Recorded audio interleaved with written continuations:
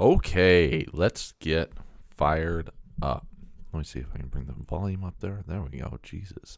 Couldn't hear myself for a second there. Get fired up. Make this a little more higher energy than some of my more recent solo episodes that I've done. Happy fucking Friday. It's been 2 weeks since I did an episode.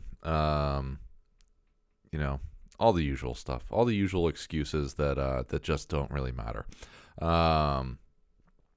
But I will try to make up for that tonight with a handful of different things to talk about.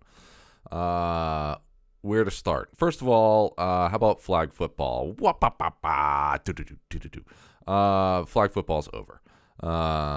My flag football season has ended, but it was awesome. I had a ton of fun playing flag football. I made a handful of new friends.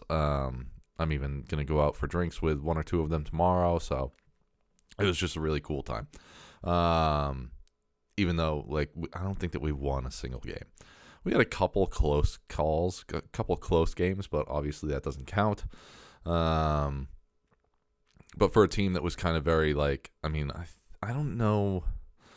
There was at least one guy on my team who had played this game a few seasons in a row. And he just didn't like the team that he played for last year. So he decided, I'm just going to be a free agent. And my team was made up of all people like me that were free agents. So all the teams that we played against were kind of experienced player. When I say experienced, they had experience playing the game with each other. So our team, we didn't have a single fucking organized play type of thing. We didn't have hey, we're going to run this fucking thing. All these other teams had that kind of thing going for them. Hey, we're going to do this play where, and all they had to do was say a fucking word or number or whatever. And everybody on the team knew what their job was.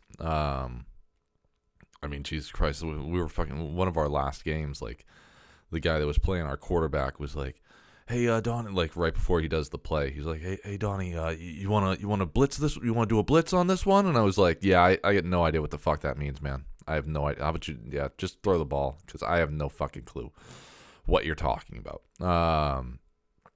But it was a ton of fun. I had a lot of fun, and I'm already looking forward to next year. We went out for the last 2 weeks, the final 2 weeks of playing.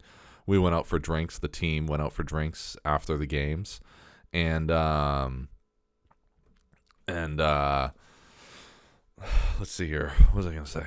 We went out for drinks. And so on the last Sunday night or Sunday afternoon when we went out for drinks together, we talked about making our own team next year so that none of us would be free agents. Well, not none of us. There was 14 people on the team, and there was 6 of us there for drinks. And among the 6 or 8 of us that were there, we talked about making our own, putting in our own team next year. So it cost me $60 to join this year as a free agent. And if you want to put in your own team, it's fucking whatever, $300 and something or $400 and something. I don't know what the math was on it, or I don't know what the cost was on it. But if you put in your own team, then you pay the entire amount up front, and then you just collect that money. You divide that by however many people are on the team, and you collect that money from everyone on the team. So yeah, that's how that works. So we talked about next year. We want to put in our own team. We'll collect a few other people. My mate has already given me 2 or 3 names of. She gave me at least a couple guys that she works with, and there might have been a third guy that she works with or a third guy that she knows. But either way, but what was cool was this ended, and one of the guys on my team goes, hey, in a few weeks, I think it's his church. He was like, my church is starting up, the dodgeball league, and they do dodgeball every fucking year. Which, as you can tell by the way that I speak with, frequent F-bombs, I'm not much of a religious person. I've talked about it plenty of times on this show before. Not much of a religious person in the first place, but it's not a big deal. It's not like you have to go to their church or something to be part of this dodgeball thing. But either way, so he was asking me if I want to do his dodgeball thing. So I think there's a handful. I actually ran into this guy at the grocery store the other night, and we were talking about it. He was like, "Hey, are you still interested in doing dodgeball?" I said, "Hell yeah, I am."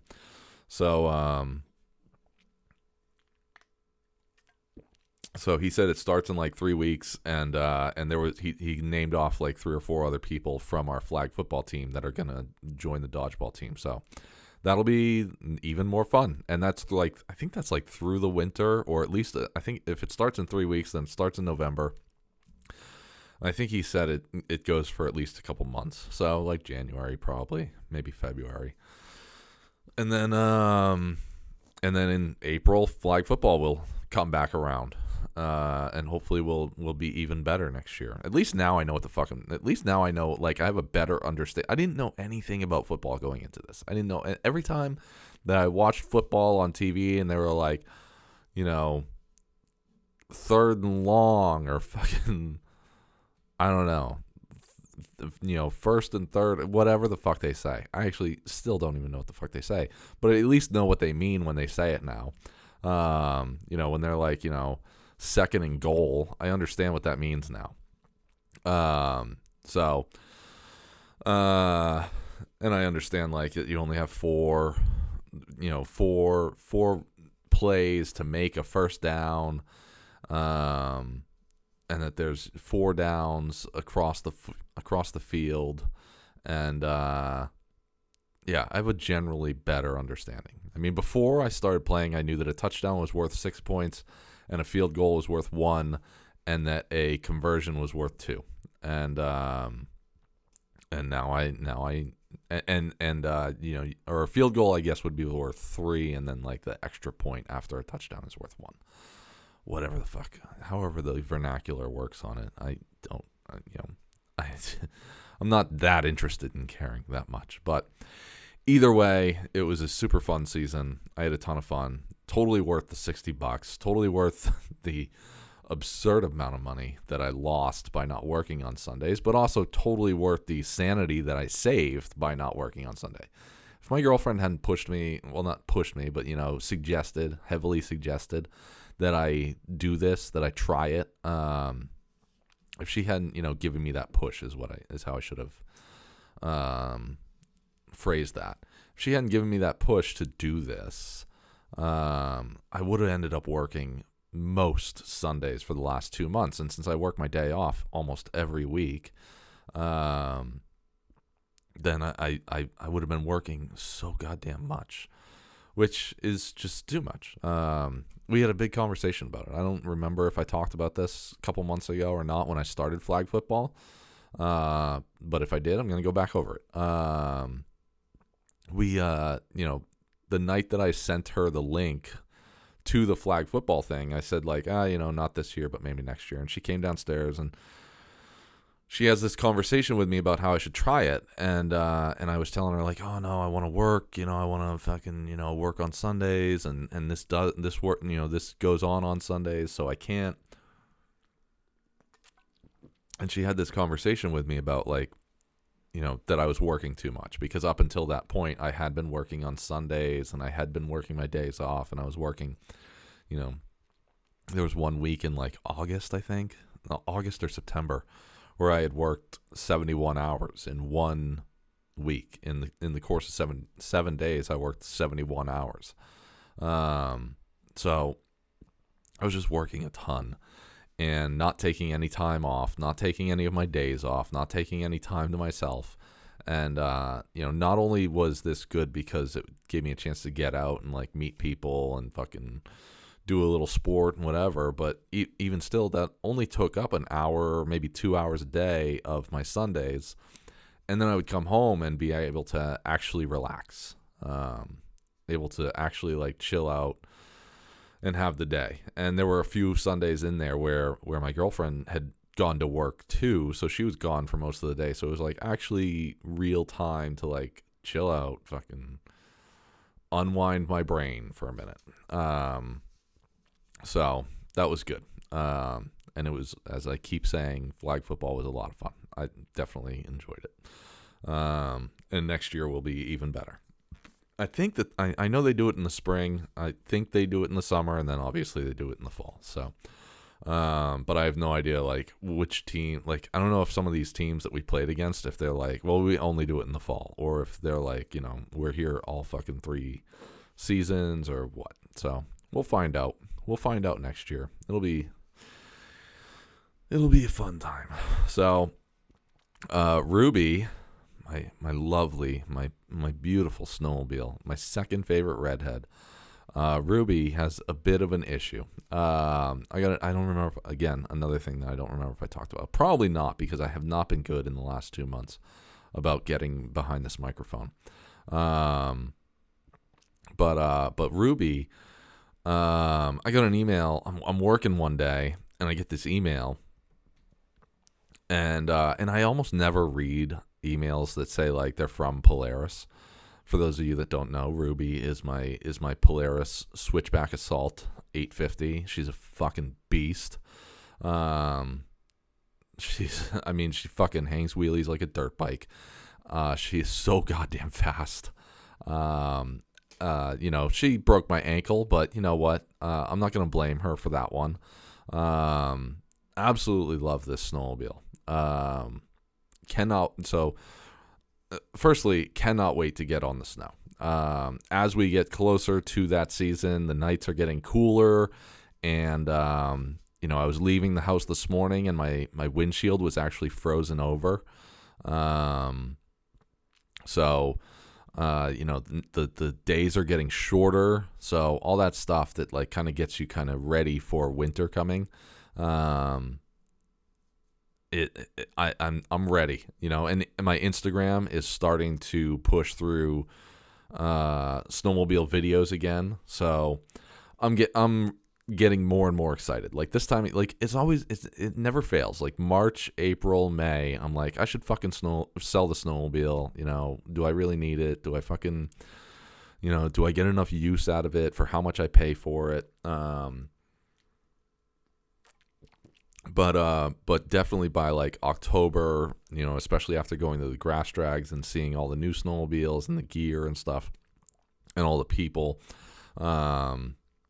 after, like right around October, November, I always start getting more and more amped up for snowmobile season to come. So getting more excited about that. But anyways, a couple months ago, I just finished my job for the day, and I opened my email, and there's an email from Polaris, and I almost never read these emails, but I was like, what the fuck is this?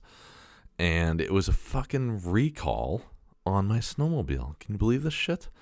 After all the shit, if you guys remember, and I'm not going to go back over it, you'll have to go way back 2 years ago, but man, I went through so many problems with my Arctic Cat. I bought a 2021 Arctic Cat and blew 2 engines in under 100 miles.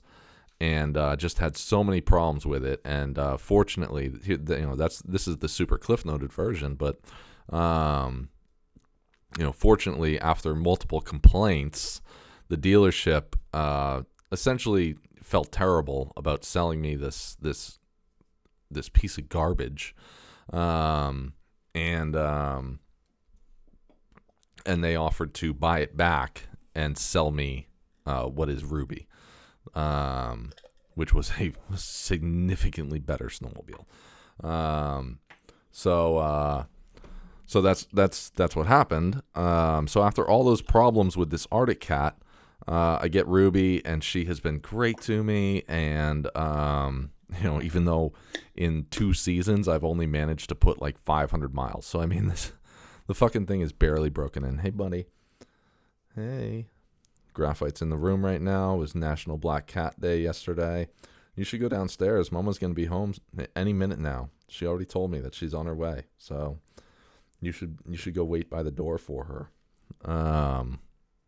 So Ruby, I get this email saying recall, and it's about the gas tank, something to do with the gas tank, that after long periods of storage, People's snowmobiles were catching on fire when they started them. So I got a phone call today from my nearest dealership, my nearest Polaris dealership, saying, oh, there she is. She's home. I got a phone call today from my nearest Polaris dealership saying, hey, we're starting to get the parts in. We need your serial number. So I gave them my serial number. The parts that they got in so far don't match my serial number. So they told me that they'll call me again next week when they get more parts in. So once they get the parts in, I have to load up Ruby, bring her over to this place. They say it'll take about 90 minutes to do it. And then she'll be good to go for the winter, which is great. I'm glad they caught this at an early enough time, because I think that I got that email in like early September, maybe late August. I got that email, and Polaris went right to work with a fix for this. No one, there was never really a worry of like, is this going to be fixed for this coming season? Like, I went to the Grass Drags October 8th or 9th, and I went to the Polaris vendor, the actual like specific Polaris manufacturing vendor, so not a dealership, and asked them, and they were like, yep, we've got it figured out, and parts should be going out to dealerships in the next few weeks.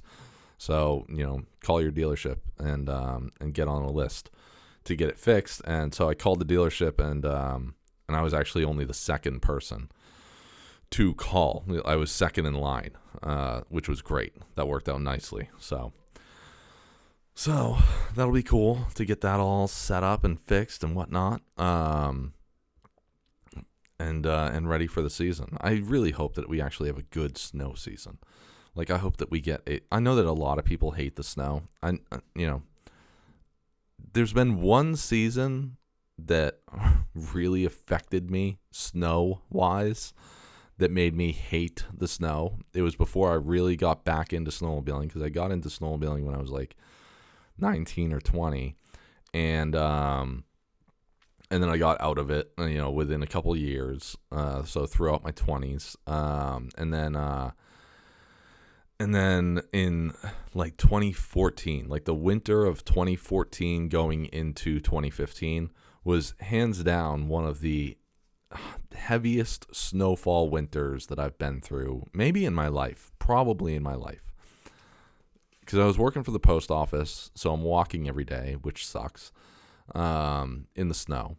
And it snowed almost every week for the entirety of winter. Like, it snowed almost every week from like late December all the way until like the end of March. And when I say it snowed every week, it wasn't like it snowed, a dusting or a fucking inch or something like that. It was like 6-inch storms once a week or more, like more than 6 inches. Like, there was one storm that shut down the fucking post office. It's the one time, like, I've been sent home a few times in the last almost 10 years of working for the post office. There have been days where I go in and they're like, yep, it's going to snow today, and, go do what you can. I mean, that happened just last year, where they were like, look, just go out and deliver packages and then come back, and the mail will go out on Monday. But one time in the last 10 years, they've called me at 6:30 in the morning to be like, nah, we're not doing this today. It was like a 3-foot storm in, was it 20, it must have been 2013 going into 14. No, it was 2014 going into 15. So it must have been like, let's see here. I started with the post office in, it was 2014 going into 15. And it was February 2015. And I'm at home, and my postmaster at the time calls me and says, no, we're not. Calls me at 6:30 in the morning. Nope, we're not doing this today. Stay home. And it was like a 3-foot storm.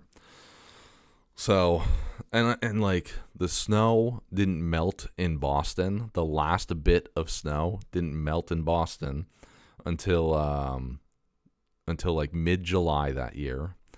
And during the snow season, I remember a news report that the city of Boston was seeking approval from the EPA to start dumping the snow in the river because they had nowhere to put the snow. There was so much snow, they had nowhere to put it.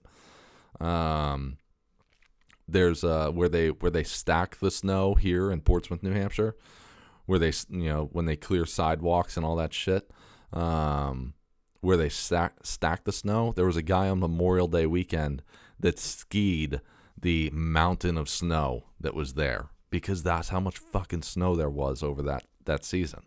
Was that it was just not melting. So I'd like another season like that. That would be acceptable to me. So anyways, Ruby will be fixed and all better and ready to go. Let's see here. What else do I got on my little? I was talking to my mate this morning about this little group called Team Rubicon, which sounds like a Jeep thing, but it's not. I don't know. What's the definition of Rubicon? Because it seems like that should be a Jeep thing. Let's see here. Rubicon, let's see. You get software. What's the meaning or phrase? What's the meaning of the phrase crossing? If you say that someone has crossed the Rubicon, you mean they've reached a point they can't change a decision or course of action. Meaning of the name, Rubicon. How do you know? What did Caesar say when he died? What did he do? Et tu, Brute, meaning you too, Brutus. That's what Caesar said when he died. I don't know why that's here when I look for the meaning of the word Rubicon. Definition and meaning. Here we go. Meaning is bounding or limiting line. One that when crossed commits a person irrevocably. So I don't know why they named their little team Rubicon if it has absolutely nothing to do with Jeep, and it doesn't seem to match up with this definition. But either way, Team Rubicon is a group. I think it started with some veterans. Let's go to their website and let's find out together. Speaking of which, if anyone can explain to me this, I use Google Chrome, and I've always used Google Chrome, and here's what happens sometimes, pretty often, every couple weeks. I'll go to search something, and it has automatically changed the search. You go to settings, and it has changed the search engine to Yahoo, which I don't like Yahoo at all. I never have. I want my search engine to be Google all the time. And I have to go to settings every couple of weeks. I'll notice that it is using Yahoo as the search engine. I have to go to settings and change it back to Google. And even when you go into settings, it doesn't say Yahoo. It says secure search instead of Yahoo. You have to change it back. So if someone can explain to me why my Google Chrome is automatically changing my search engine to Yahoo and make that stop, that would be excellent. So anyways, Team Rubicon, disaster response. Hundreds of gray shirts are cleaning storm and debris from Hurricane Ian. Let's see. About story. All right. January 12th, 2020, 7.0 magnitude shakes Port-au-Prince in the Dominican Republic. Blah, blah, blah, blah, blah. Days following, blah, blah, blah, blah, blah. Crossing over a natural border, yada, yada, yada. Here we go. Volunteers called themselves Team Rubicon in reference to the Rubicon River in Rome. Well, there we go. Now I know why they call themselves Team Rubicon. By crossing their Rubicon, the team acknowledged they were irrevocably committed to their task of helping those in need. Small group focused on blah, blah, blah, blah, blah. Is there anything about the founders? No? Staff and board? Let's try that. Who do we got here? Jake Wood. And there's no hyperlink to anything about him. Either way, I'm fairly certain, because I know I heard a podcast that interviewed one or two of these guys, and I'm fairly certain that at least those two guys that started this whole thing were veterans, and just kind of looking for, what they're going to do after their service, after their military service ended. And they just kind of landed here. Let's see. All right, here. Then now there's a hyperlink. Vice President Operations. Jeff, it's gray shirt, Marine Corps veteran. There we go. See, as I thought. And then like Senior Director, International Programming. What's this guy's story? Blah, blah, blah, blah, blah. Nothing. I don't, wait. He's survivor skills, the Halo Trust, education for peace in Iraq, Empower Lebanon. Zach is recipient of 2 Purple Hearts, Army Commendation Medal with Valor, Bronze Star. So, again, veteran. Vice President, People Operations. What's this guy's story? He doesn't have a story. And this guy's whose name I can't pronounce also doesn't have a story. But either way, so Team Rubicon, something really cool, first of all. Let's start there. And they are guys that, it's a group, I mean, it's a huge, huge group of guys that when there's any sort of natural disaster, they respond, and they help by cleaning up debris or rebuilding communities, rebuilding homes, offering assistance in any way that they can.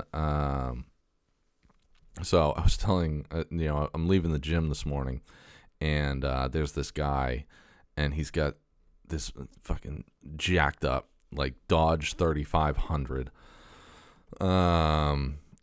with like the camper on the back, and he's got like a dirt bike mounted on the back of the truck, and he's got mountain bikes mounted on the roof of the truck, and a winch and all this other shit. And I asked him if I could snap a picture of it, and he said, yeah, sure. And he was like, it's all over the truck itself is all over the internet. That said, he didn't give me any sort of like Instagram handle, and I didn't see anything. But then again, I didn't look very hard because I had a job to do. I had my own work to do. I just wanted to snap a picture real quick to send to my girlfriend. But I sent it to her, and I was like, man, I would love to, like, if I ever, like, in that highly, highly unlikely event that I were ever to win Powerball, or Mega Millions, or even come into like a few $1 million, like the type of thing where I could justify, I don't need to work anymore because I have the money to never work again.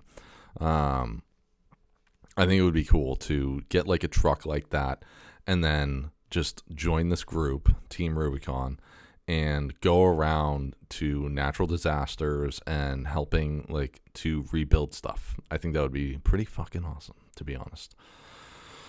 So, yeah, that's what we talked about earlier today. It's moving on. It's scary movie season. It's Halloween weekend. Today's the 28th. Halloween is on Monday, the 31st. Trick or treat is on Sunday night here around us. So me and Tom, we were talking on our show last week about our show, New England Natives. We were talking last week about scary movies, and he was asking me about, like, what are my favorite scary movies. If I remember correctly, I think that he said that his favorites are Halloween. Like, he loves the Halloween series. I watched the first one, and I watched H2O, the one with LL Cool J, and didn't do anything for me. I don't know. I don't know what it was about Michael Myers that I don't know. It didn't really, I don't know. Maybe it's the mask, that dead face mask. It just doesn't, it doesn't do anything for me that I'm like, oh, that movie's so scary. Like, it doesn't cause any, like, watching that didn't give me any form of anxiety. Like, oh no, look out. I like the Jason movies, because they're so over the top usually. Everyone typically everyone gives me shit about my favorite Jason movie. My favorite Jason movie is Jason X, the one where it's Jason in space. I love that fucking movie. I don't care, the movie's 20 years old, so I'm not going to even worry about spoilers. I love the scene where he shoves the girl's face in liquid nitrogen, and the camera shot is like from the drain to her face, and you see her scream as her face freezes up. I think that is just such an awesome moment. And then he smashes her face on the countertop. I think that's pretty cool. I love it when he becomes like Super Jason, when, he gets, when he falls into this machine or whatever it is that makes him like all metal. Like it turns his mask metal and just turns him into this like more powerful Jason than he already is. I also think it's very funny when they put him into the simulation where he finds the two girls and he's taking his sleeping bag and he's like beating one girl with the girl in the sleeping bag with the other girl in the sleeping bag, like swinging it around, and he just can't figure out why they're not dying. I think those are great. Like, that movie is just so good. I know that there's a lot of people who hated it, who thought it was so stupid. I think that the worst part is that the people that think that movie is stupid are the same people that are like, the other Jason movies are good. They are all stupid. Every single one of them is over the top dumb and don't make any sense. So to say like that one, like for someone who's a Jason fan, for someone who's like a Friday the 13th, like, I love these movies. They're so good. They're so scary. But Jason X is just really dumb. Like, that shit is so hypocritical because they're all fucking stupid. I mean, an argument could be made that is the dumbest one, but it is what makes it the most fun to me. Like, if I had to sit down tonight, I don't typically watch like scary movies like that. It's got nothing to do with like a fear thing. Just like it's just not my genre. I'll get to that in a minute. But if you were like, I want to watch a fucking murder spree movie, like Halloween or Freddy Krueger or Friday the 13th or whatever, then I'm gonna choose Friday the 13th every time, and I'm gonna choose Jason X. I love that fucking movie.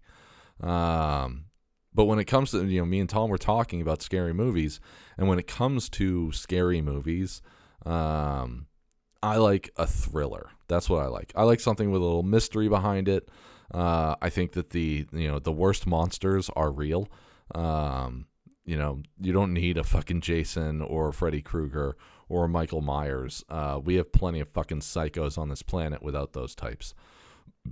Excuse me. I think that so for me, my favorite movies, honestly, I like the Scream series. Maybe they're stupid. I don't care for the fucking costume and all that bullshit, but I do like the mystery aspect of like who is doing this. Like even I Know What You Did Last Summer wasn't awful. It wasn't the worst movie, but it does add a little a little mystery to it of like who's killing these people, and that it's someone who's already appeared on screen, and you want to know what's going on, what's the rest of the story, and hopefully by the end of the movie you're going to get some sort of closure to that question. So yeah, that's my preference. So again, it's like I just finished watching a show on Netflix called The Watcher. That was pretty good. It was okay. It was pretty good. Although I don't think that there's any like, if I remember correctly, there's no one dies in the show. So it's just like a lot of suspense. Like the whole show is just a lot about suspense, right up until the end.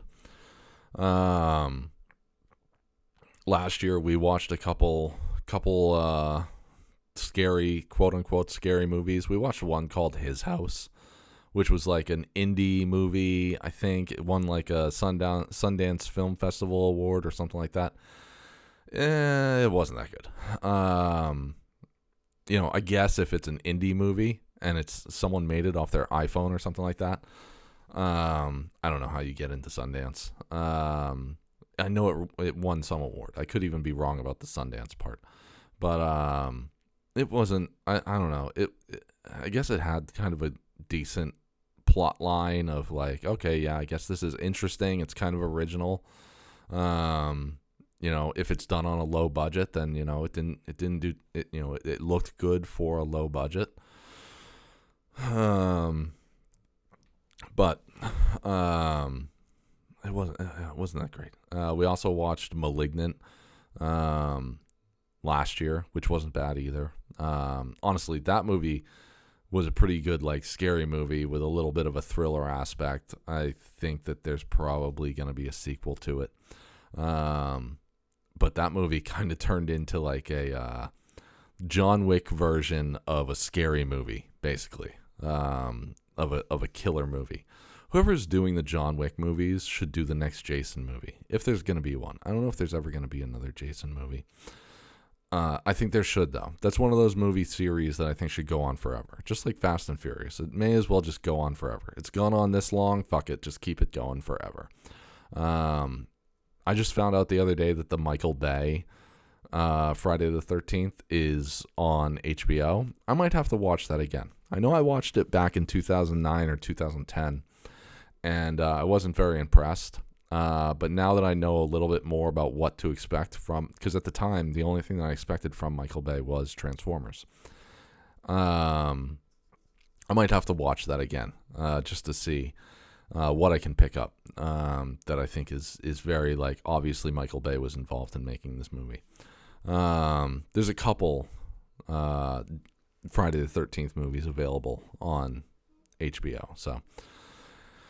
And speaking of HBO, we are almost done with House of Dragons. We're halfway through episode 9.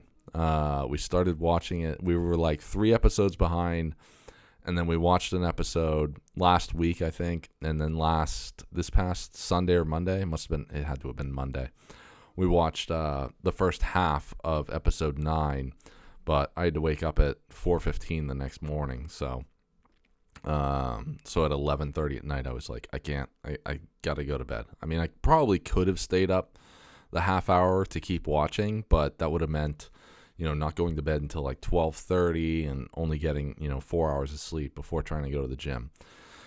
And I just really didn't want to do that to myself. So we're halfway through episode 9. I think that tomorrow night we're going to finish episode 9, and then we'll probably try to either finish episode 10 tomorrow night, or finish it on Sunday afternoon sometime. This will be my first Sunday off in 2 months, like an actual Sunday off, because I've been playing flag football. So this Sunday I am eager to fucking sleep in, no alarm, sleep in bed as long as my mate will let me. And then move to the couch and then sleep there for as long as it takes her to wake up, and then do almost nothing other than I bought ribs. I bought a rack of pork ribs tonight to cook up on Sunday, so for dinner Sunday night. So looking forward to doing that. All right, let's move on into other stuff. I wanted to I had one more thing before I move on into some true crime shit. The only other thing that I wanted to chat about, sleepwalking. I don't know about any of you, if you have any issues with sleepwalking. Apparently I might. Many years ago, I lived with an ex-girlfriend at her parents' house, and the bedroom that we slept in was upstairs. And then you walked out the door, and directly across the hall was the door to her brother's room. And 2 or 3 times over the course of a couple of years, I remember kind of almost like being in a dream state. You don't actually know you're awake, and just slowly coming to. Very, very slow. Like, it's all black. Everything's just completely dark, just total darkness. Imagine this, if you will. If you can close your eyes, like, it's that dark. And just slowly, like, realizing, okay, like, here's the best way. Here's how I'm going to describe it. It would be like slowly being like, oh, I'm standing up right now. Okay. I need to get in bed. That's the next step. For whatever reason, I'm standing up right now and it's dark out. I need to get in bed. And then feeling around, because it's completely dark, feeling around, not moving, not like moving my feet anywhere, just kind of feeling around to be like, where am I? What's around me? Is there a wall around here? So that's how I would be.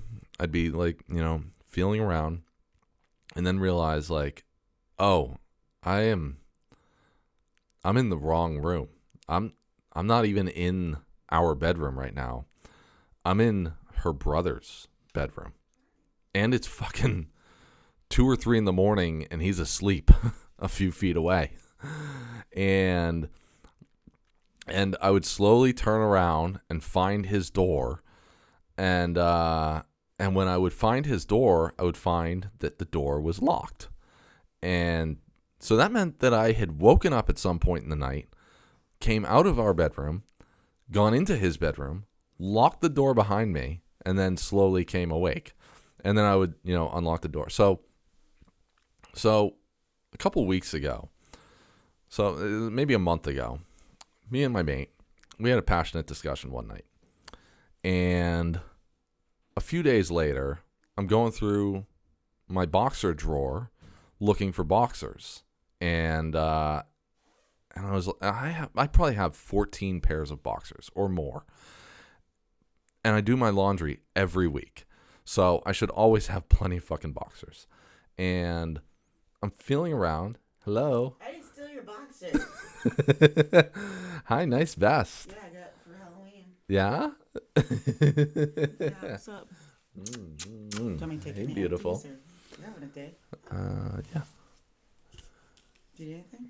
I don't. Thank you, mate. Your son's yelling at me. Oh, wait. One more. Come here. What are you doing? Come on, we gotta go. I know. He was in here, and I told him, I was like, man, you better go downstairs. Mom was going to be home any minute Kind now. of like a bullet. Yeah. Well, yeah, I heard him. Okay. Excuse us. Yeah. Excuse us. We're Oh, talking. is that what you're doing? Well, I'm leaving. Bye. See ya. See how far I get. Mm-hmm. Bye. Oh, he's going to follow you. I love you. Thank you for coming to visit. I love you too. I didn't steal your boxers. So like I said, I have like 14. I have 14, maybe more pairs of boxers in my drawer, and but as the week goes on, I'm getting like, it's like, fuck, I do my laundry on like usually Thursday or Friday night, and it's only Wednesday, so I should have plenty of boxers. But I realize I'm running low on boxers. It doesn't make any sense. So my thought was like, and she's never like passive aggressive in any sort of way. But I was like, is it possible that maybe in a moment of being passive aggressive, she might have like just grabbed all my boxers and put them somewhere? And so like Friday or Saturday comes and I do my laundry. I end up finding all of my boxers, all of them, in the bottom of my basket, all one on top of the other. They're all one on top of the other. And they're all unfolded. And I asked her, like, hey, I know that this is a really stupid question, but is there any chance that you took all of my boxers and just threw them in my laundry? She's like, no. She was like, no, I did not do that. Why would I fucking do that? And I tell her the story, and she was like, I think you sleptwalked again. And I think she's right. I think that I woke up in the middle of the night one night, and I walked over to my drawer, and I just started grabbing my boxers and throwing them in my laundry basket. Why? I don't fucking know. I have no idea why I would have done this, but I think that's what happened. So I think I need to have a sleep study done of some sort at some point. But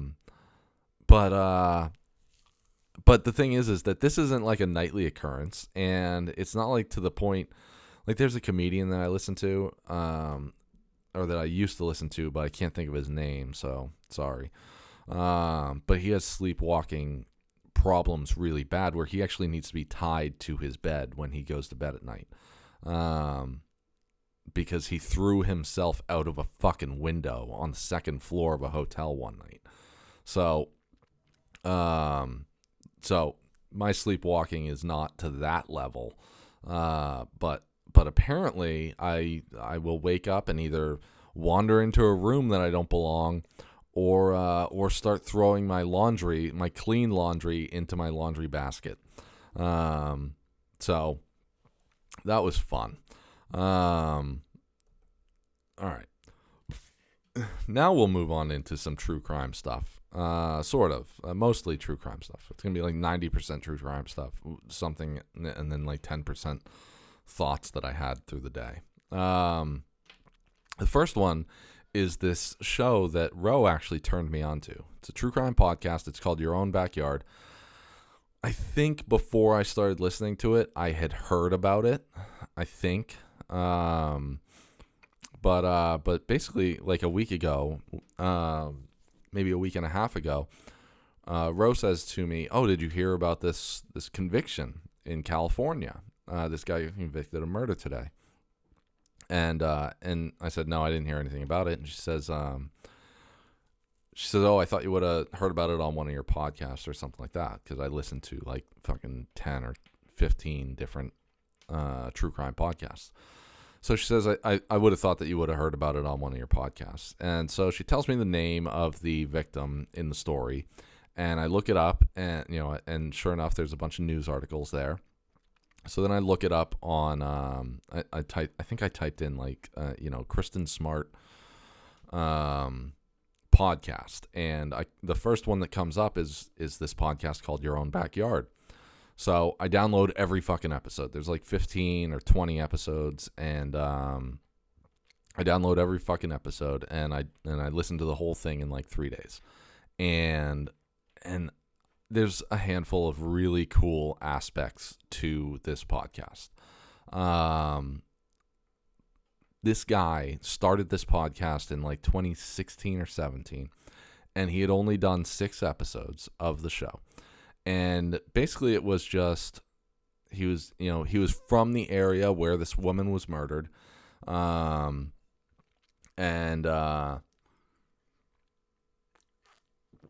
she had been murdered in like the 90s, late 90s. And it's 2015 or 16. It must have been like 2016, because it was like the 20th anniversary. And it was an unsolved murder. And he was like, he's not even a podcaster. He was like, he's an audio engineer or something like that. And, but he was like, whatever happened with this case? Like, and how come there's not more coverage on it? This is an unsolved murder. Why isn't there more coverage? So he starts looking into it, and then he starts like, he says, I'm going to start a podcast about it, and I'm going to interview some people that knew this woman, and see, if I can get any information. And the show fucking takes off. It takes off real hard. And it's he only did 6 episodes to start. And he interviews her family, he interviews her friends from back then, and every goddamn arrow is pointing at one single person, which is the last person to see her. The police department seems to have fucked up a little bit along the way. Starting with the police department did a news conference where they were basically like, yeah, if this guy lawyers up, then, we're never going to get the answers to the questions that we want. And that was in a news conference. So this guy immediately lawyered up big time. And they even did a civil suit, like a civil lawsuit, where they had to do a deposition on this guy. And in the deposition, everything that they ask, every single question, he takes the Fifth Amendment. They're like, can you spell your name? On the advice of counsel, I am going to take the Fifth Amendment. Every single question. And even the guy doing, and his lawyer is sitting right there, and there's a piece of paper in front of the suspect. There's a piece of paper in front of him that says, on the advice of counsel, I'm going to take the Fifth Amendment, or invoke my Fifth Amendment right, whatever the piece of paper says. And his lawyer keeps pointing at the paper, every single question. And the guy deposing him says, okay, attorney, whatever, I think that you misunderstand how a deposition works, and I'm asking very rudimentary questions here that you don't need to take the Fifth Amendment on. And the attorney is so aggressive. He's like, ask your questions or we're leaving. Like, he's just so aggressive about it. He's such a fucking, it makes you have a bad taste for defense attorneys.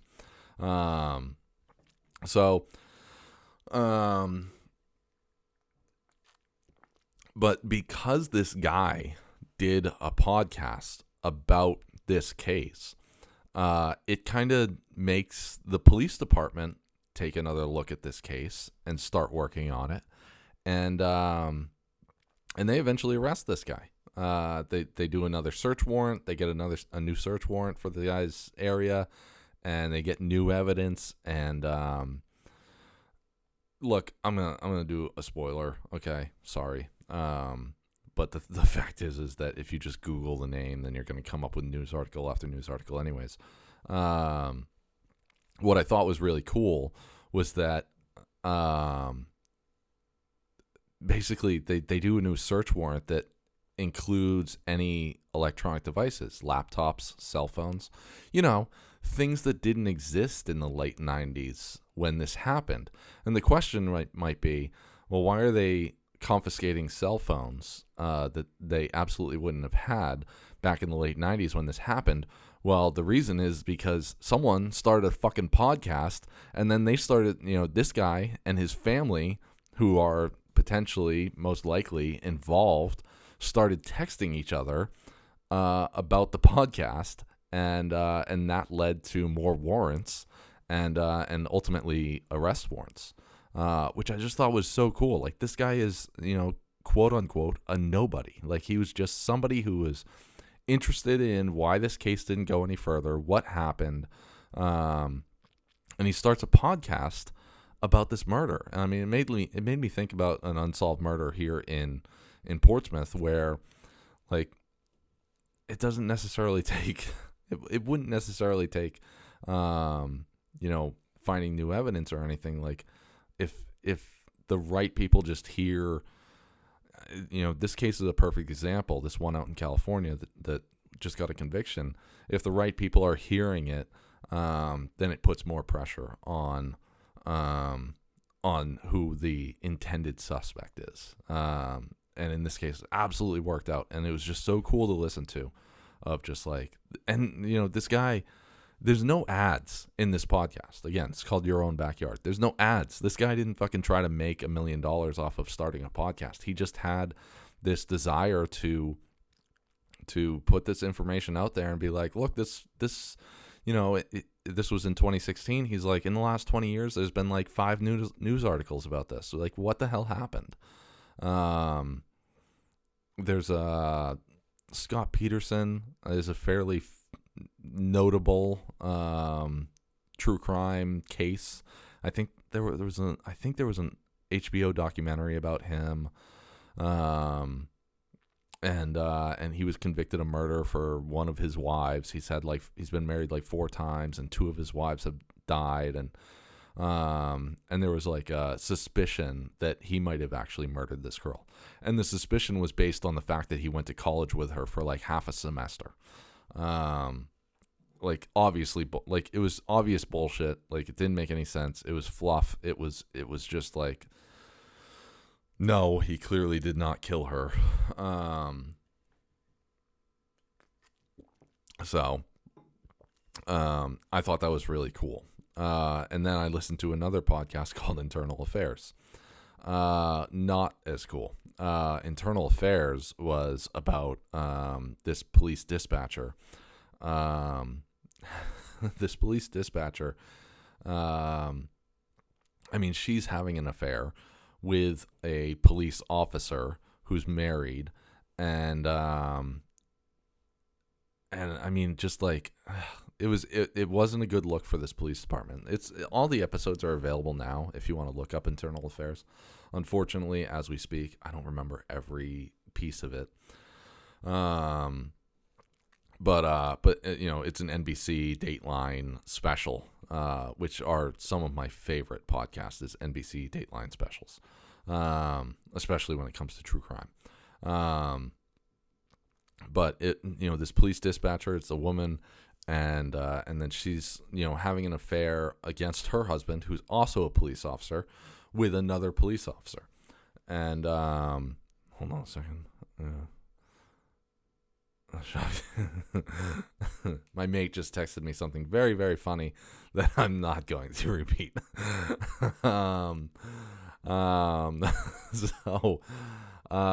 So this dispatcher, for the millionth time, married to a police officer, having an affair with another police officer. He's married to a non-police officer, and his wife, the non-police officer wife, she ends up dead, and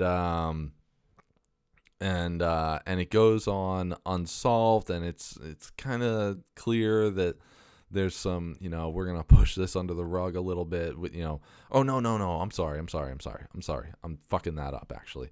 I'm getting some of my podcasts confused a little bit. I've listened to a couple this week that involved, police officers, and then like out of those couple 2 or 3 episodes, maybe one was a very clear and obvious cover up, but that was way back in the 80s. This one, on the other hand, like, this woman gets murdered outside of her work, and like 4 or 5 people witness the whole thing, and this woman is like, what, I was just going out to the liquor store and I had my 8-year-old watching the 6-year-old. Well, I did. And you know what? And she's like, in the, like, they play the actual interviews, and she's like, I don't know. I mean, I was just at home and I thought that I was going to take a bath, and I must have blacked out, because the next thing I know, I'm being arrested, and I don't really remember anything that happened in the meantime. It's just so fucking stupid. And I often will look up what all of these, I'll Google the names of all these different people, like the guys, like, especially when the host or producer of the show is like, oh, she was a blonde bombshell, or this guy was really ripped, and he fucking had this look that women always wanted, or something like that. I always Google these people to be like, is this person worth killing for, or killing over, or killing?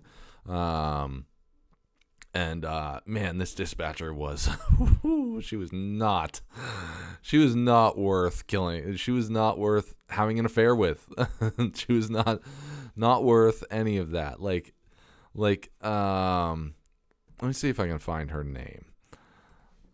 Internal Affairs Dateline, I bet will work. Internal Affairs podcast. Okay, that'll work. Internal Affairs, blah blah blah blah blah blah. First of all, it's hosted by Josh Mankiewicz, who he's great. All right, looks like there's some images here. Blah blah blah blah blah. Who's who? There we go. I bet that's gonna help me get to these names. Who's who in Dateline? Heather Guerreras was the one that was murdered. She was murdered in 2007. Ignacio Garris, he was the husband of Heather. And then Shauna Nelson, that's her name. Let me do a little screen share here for anyone who might be watching the live video. Let's see. Everything changed in my StreamYard. Share screen. Yeah, share screen. There we go. Who's who?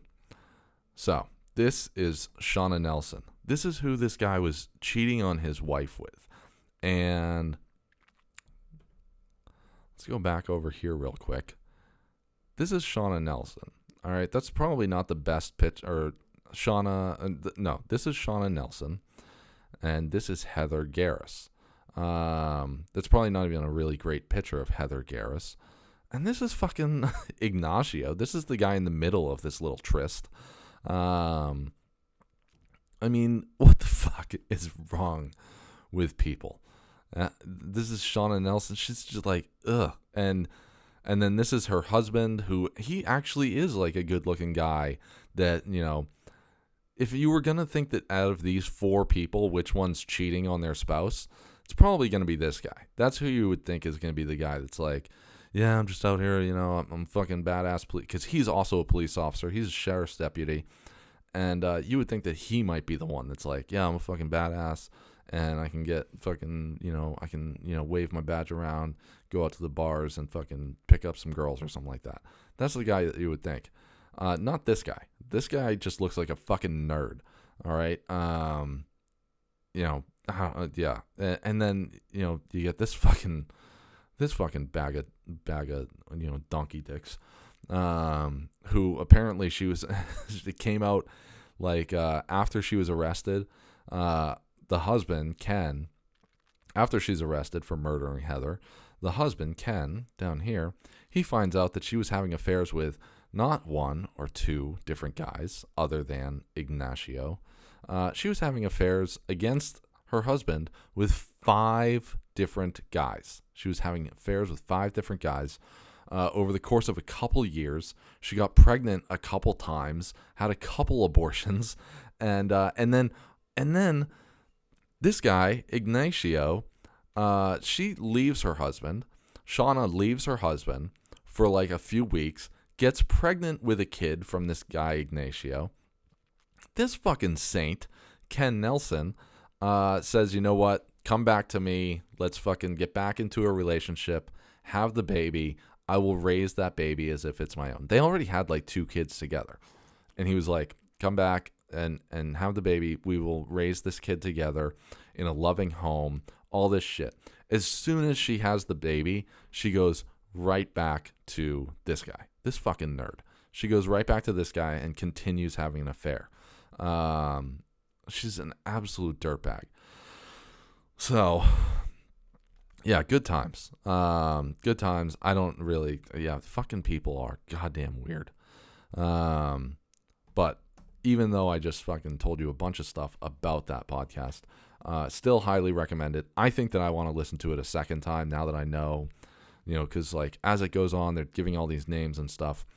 Now I know a little bit more about, you know, the names, and I can kind of keep it straight. Leads me into my next thing. Let's see. Let me get back to my notes. So I listened to another Dateline special today, called Missing in America, and they kind of run it's like 6 episodes, and they kind of over the course of 6 episodes they touch on a bunch of different stuff. You know, the first episode is about a black guy. The next episode is about a white woman. The next episode is about a trans Indian guy, girl. I don't really, you know, I always get fucked up with that. Because if you're trans, are you a trans girl or a trans boy, right? I don't really know how that, because you're kind of throwing in a double negative on me. It's one of those things I might have to discuss with my mate. She's very knowledgeable in that kind of in that regard. But one of the episodes was about a black female missing, and it led me to a website called Black and Missing Foundation. Now I'm going to donate to this foundation for the amount of $10, because that's about what I can afford to donate. But it's really too bad, and you know they touch on it a bunch in the episode. about how minorities are, when a minority goes missing, it's not, and I talked about this a couple months ago about that woman out in California who went missing, and, they make a big deal out of it, but, they never make a big deal out of it when it's a minority. And I don't think that that's an individual thing. Like, I think that if you go up to any individual and ask, like, hey, if a loved one goes missing, do you think that's important? Most individuals are going to say, yes, of course that's important. Like, we want to know where that person went. We want to know what happened. If they're dead, then we want to recover their body so that the family can have a proper burial. And we want someone to be held accountable for that, or we want to know, what the fuck happened. Like, there's so many mysteries out there. The Black and Missing Foundation, right on the front of their website, it shows that 202,000 people were missing. Minorities went missing in 2021. Now, granted, a lot of those missing people are found within 24 hours or 48 hours or a week or something like that. And also a lot of those missing people are usually teenage runaways who, got mad at mom or dad and, took off for the night, something like that. That lands in the missing person category. But it's like I said, if you ask any individual, and this includes a news anchor, if you ask someone, is this important, then they're going to say yes. But for some reason, when it comes to societal, when it comes to like the group, it doesn't seem to be as important. Like they talked about it on this podcast today about how a missing person of color does not get the media exposure that like a white woman gets, a white woman in California. They don't get the media exposure, and I don't understand why that is, and I wish I did. Because the news anchor themselves that's reporting on it, obviously, like I said, most likely that news anchor is going to be like, yeah, of course this is important. Why aren't we talking about it? But for some reason, they deem it that it's not important. Or at least it doesn't take the same precedence that someone else does, or that it's not as important as something else going on in the news, like a fucking another wildfire in California or something like that. But then, listening to this just got my gears turning all over the place, because I started thinking more about, because they talk about like some of these people aren't missing and dead. Some of these people are being trafficked. They've been kidnapped and then they're trafficked. And that kind of, as the gears turn in my head on that one, it kind of makes me upset. Because if you look at someone who is, let's say, a prostitute, you might be like, oh, well, that person chose that life. You might be like, oh, that person's like, I think it was Ted Bundy or fucking, I don't know, maybe Dahmer or one of these fucking serial killers killed a specific group of people. I think it was prostitutes, because they were like, well, they're the dregs of society. Those are the people that nobody actually cares about. And the problem is that, again, this is all my own opinion. The problem is that you look at someone who might be a prostitute or something like that, who is doing this to get heroin, let's say, or meth, or choose your drug of choice. But they're doing the drug because someone kidnapped them, got them addicted to the drug. Now they need to do the thing to earn the money to get more of the drug. So it's like this vicious cycle. And when they get, when they're murdered or they go missing or whatever, people seem to care a little bit less for some reason. I would certainly like to think that that's not the case around here. I definitely like to think that we live in a very low crime state. I think that New Hampshire is usually typically like in like the top 5 safest states. Murders around here are just very, very infrequent. Even unsolved murders are just like, I think that like the New Hampshire cold case unit has like fucking 20 unsolved murders, maybe that. And maybe 10 of those or less are in the last 10 years. We don't get a lot of that. versus like my friend, a close friend of mine, his nephew was murdered in Massachusetts a few years ago, and that goes unsolved. And that's our fucking neighbor. In fact, both of our neighbors, Massachusetts and Maine, that being, neighbors of our state, of our great state of New Hampshire. Massachusetts and Maine, like Massachusetts, obviously, Boston, Lawrence, Haverhill, Fitchburg, I think is it Fitchburg? Something like that. Something with an F, over by Woburn. There's all these high crime areas where something happens and the cases almost never get solved because they just have such a huge backlog of bad cases like that. Dorchester, places like that. And then our other neighbor to the north, Maine, Portland, Maine, where there's like this huge trafficking and drug problem that, the main motto is the way life should be. And it's like, okay, that's true for almost all of Maine, except for this one city where there's a huge drug problem. I mean, everyone, I used to talk a lot about going to Rangeley, Maine. Rangeley, Maine is a beautiful, beautiful area. Absolutely gorgeous area. The snowmobiling is typically in the top 10 for places to snowmobile in the fucking world. Great little area. However, about 6 or 7 years ago, I'm up there one night and I go to get coffee the next morning, and there's state police, sheriff's department, local police, border patrol, fucking everyone outside of this house because these guys from New York came to not even collect. They were owed a debt on a heroin deal, and this guy lived in Rangeley, Maine, and they drove all the way from New York to kill this fucking guy. And when they kicked in his door, he was ready and waiting with a gun, and he killed them instead. I think he was ultimately charged for something, but I don't think it was gun related. I think it was more drug related. But I mean, it's just, it's wild. When you look at our neighbors. What do we? 2017. My mate just sent me some stats. In 2017, 44 active human trafficking cases were reported in the state of New Hampshire, according to a report by New Hampshire Human Trafficking Collaborative Task Force, an organization aimed to combat human trafficking. In 2021, there were 73 reported. A majority were sex trafficking.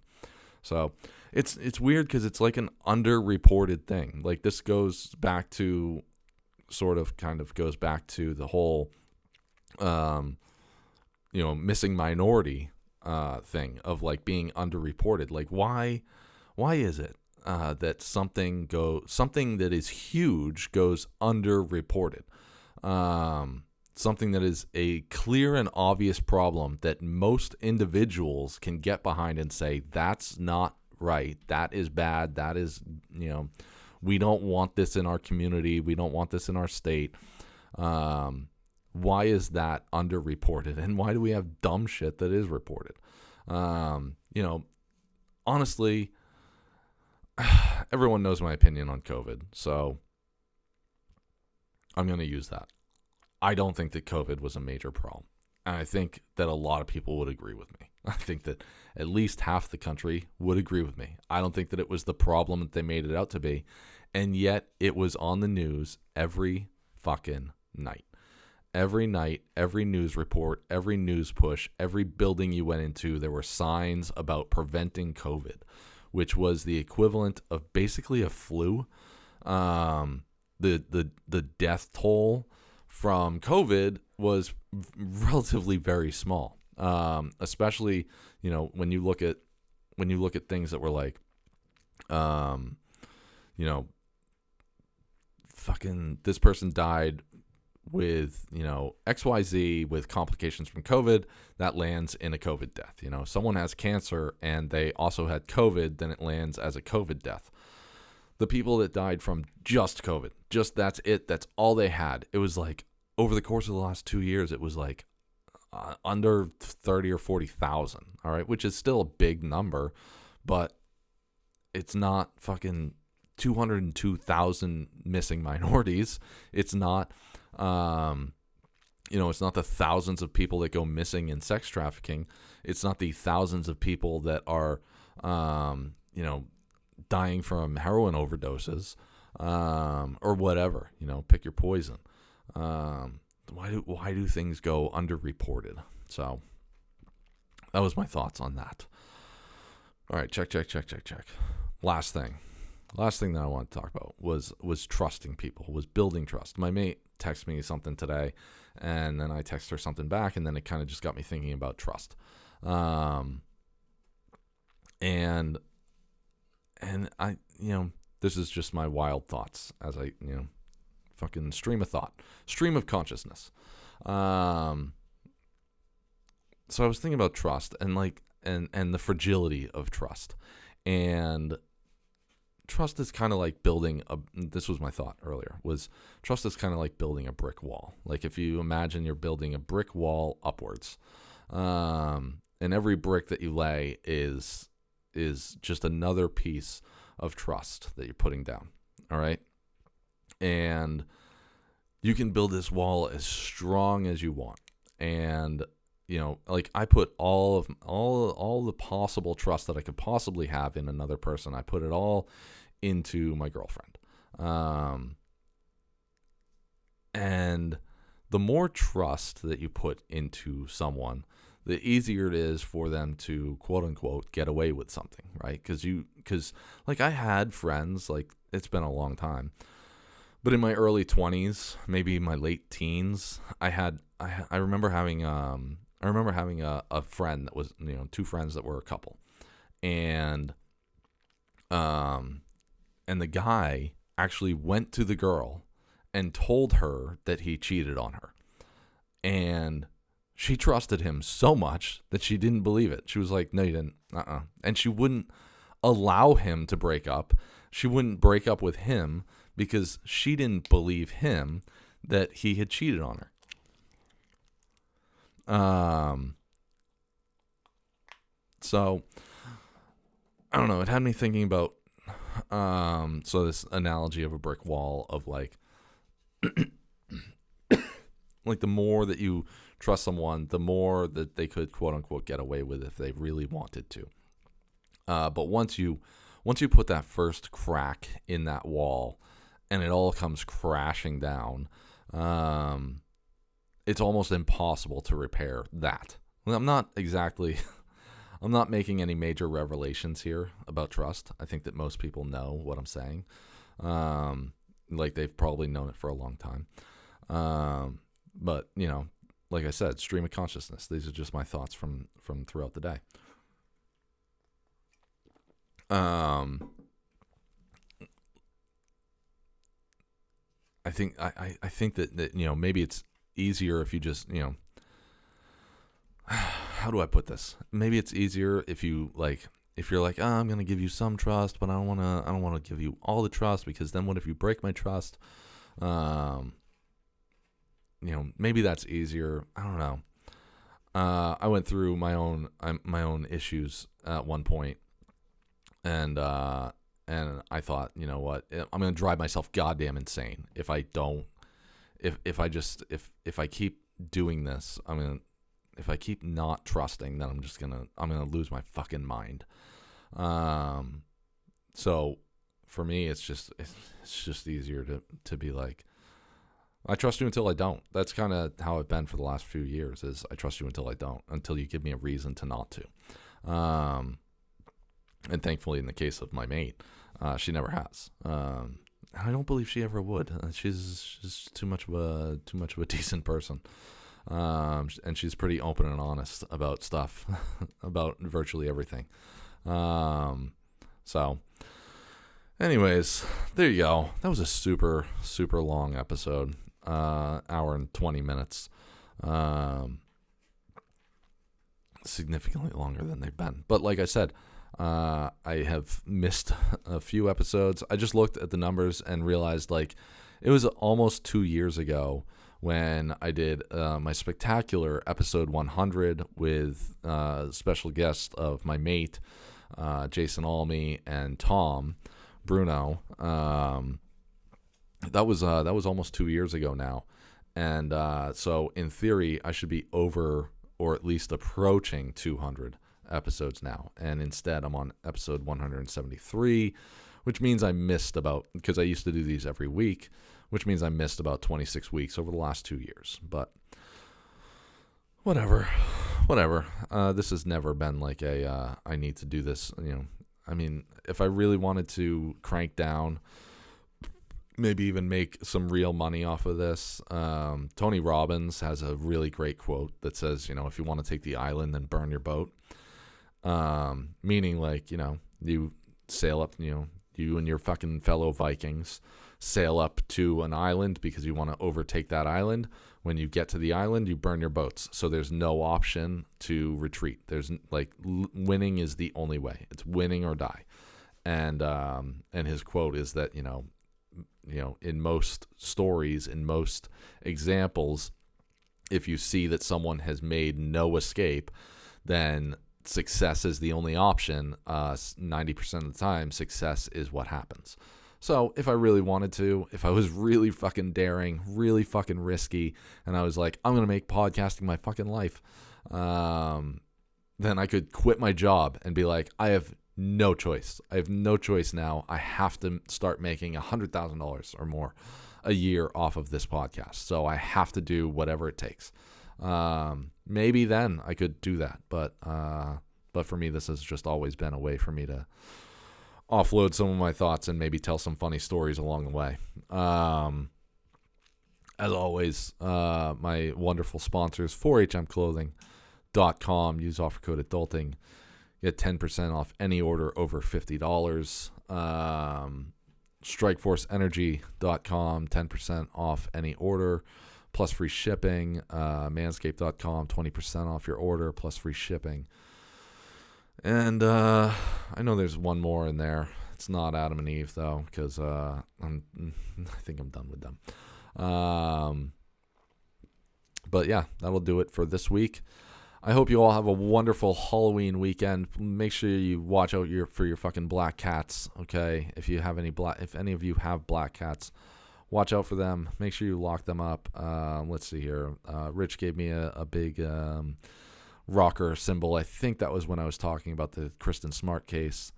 And my mate said, "Trust in yourself. That's you'll know what to do. That's how you'll know what to do if someone breaks your heart." Yes, I think that's what I meant to mention. While I was talking about trust, was something along the lines of trusting yourself. Yeah, if you 90% of the time your gut is probably going to be right. Like something inside of you, I don't know what that is, your soul or what. I don't know the ins and outs of how you're, because you hear stories about that all the time where someone's like, I don't know, something was just telling me to do this thing. Especially in the true crime world, you hear that, you hear people say those stories all the time about, I don't know what it was, but something was just telling me to XYZ. Trusting in whatever your body and your mind is telling you. You can usually get get a jump on the red flags, so to speak. Yeah. So anyways, watch out for your black cats, please. Graphite tried to run outside the other night, and Rogue, went outside and yelled at him, and then he came back inside after Mama yelled at him. So, all right, that's gonna do it for me. I will catch up with you maybe, hopefully, next week.